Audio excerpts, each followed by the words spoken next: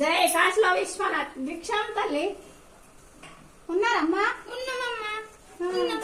బియ్యం పెట్టామా? ఊకోదు మా అప్పున్నది. పెట్టావా? పెట్టమ్మా. పెట్టాను. నీ కరకత ఎట్లుంటది, బరకత ఎట్లుంటది? మీ అత్తలా కిలాడి బాగా చాలా ఉన్నది. నిన్ను రాసి రంపన పెడుతున్నా. నిన్ను మనసులో వట్టనిస్తారు, ఎత్తి రమ్మటనిస్తారు. నిజమా వద్దమ్మా? వాళ్ళేరత్తమ్మా నువ్వు వండు. వాళ్ళేరు వాళ్ళేరు.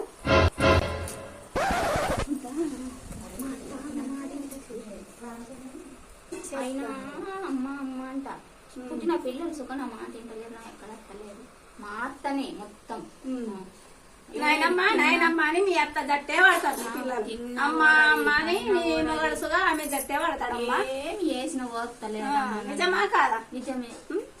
కొంచెం మా అత్తనే మాట అయ్యమ్మా. మరి సరే చేస్తానమ్మా.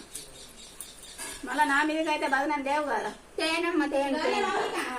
వాళ్ళు లేరత్తమ్మ నీకు వాళ్ళ సౌండ్ నత్తుంది. నేను ఫోన్ మాట్లాడుతున్నా.